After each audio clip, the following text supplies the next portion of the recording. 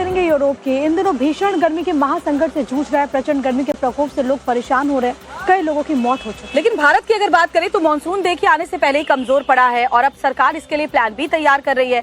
मौसम विभाग का कहना है कि IMD एल नीनो मौसम का मिजाज बिगाड़ रहा है। अब तक जो बारिश हुई है उसका आंकड़े भी तो यही बताते हैं। रिपोर्ट देखिए।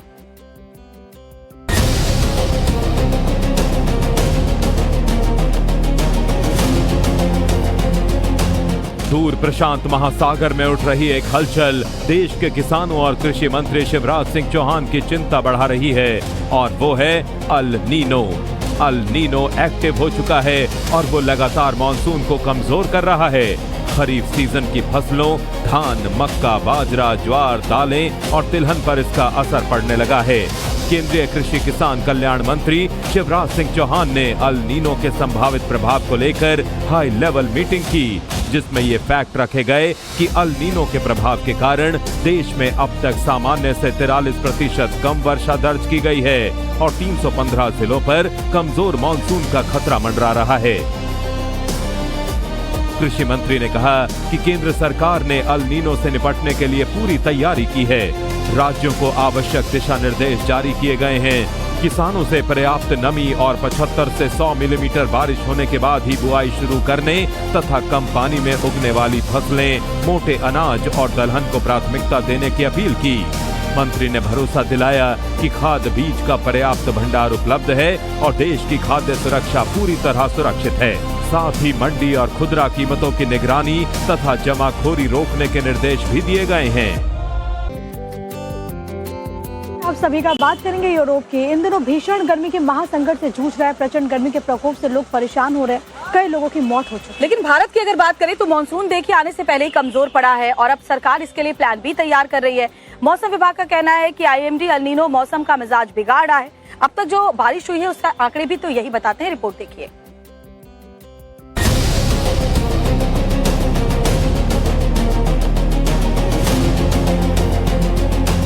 दूर प्रशांत महासागर में उठ रही एक हलचल देश के किसानों और कृषि मंत्री शिवराज सिंह चौहान की चिंता बढ़ा रही है और वो है अल नीनो।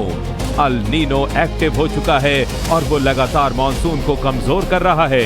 खरीफ सीजन की फसलों धान, मक्का, बाजरा, ज्वार, दालें और तिलहन पर इसका असर पड़ने लगा है।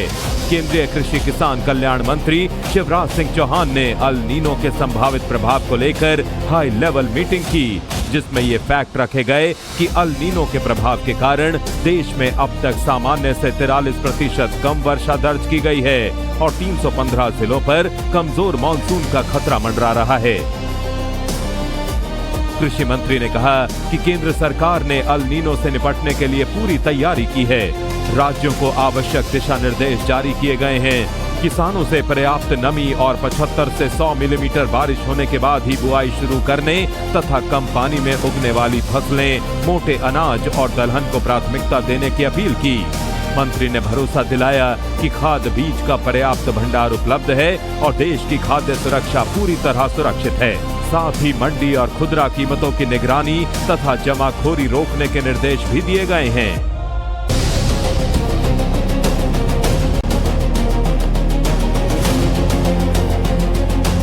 दूर प्रशांत महासागर में उठ रही एक हलचल देश के किसानों और कृषि मंत्री शिवराज सिंह चौहान की चिंता बढ़ा रही है और वो है El Nino. El Nino active हो चुका है और वो लगातार मानसून को कमजोर कर रहा है। खरीफ सीजन की फसलों धान, मक्का, बाजरा, ज्वार, दालें और तिलहन पर इसका असर पड़ने लगा है। केंद्रीय कृषि किसान कल्याण मंत्री शिवराज सिंह चौहान ने अल नीनो के संभावित प्रभाव को लेकर हाई लेवल मीटिंग की, जिसमें ये फैक्ट रखे गए कि अल नीनो के प्रभाव के कारण देश में अब तक सामान्य से 43% कम वर्षा दर्ज की गई है और 315 जिलों पर कमजोर मानसून का खतरा मंडरा रहा है। कृषि मंत्री ने कहा कि केंद्र सरकार ने अल नीनो से निपटने के लिए पूरी तैयारी की है।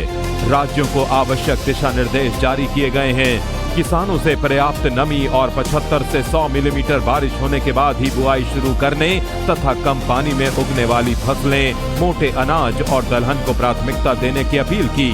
मंत्री ने भरोसा दिलाया कि खाद बीज का पर्याप्त भंडार उपलब्ध है और देश की खाद्य सुरक्षा पूरी तरह सुरक्षित है। साथ ही मंडी और खुदरा कीमतों की निगरानी तथा जमाखोरी रोकने के निर्देश भी दिए गए हैं।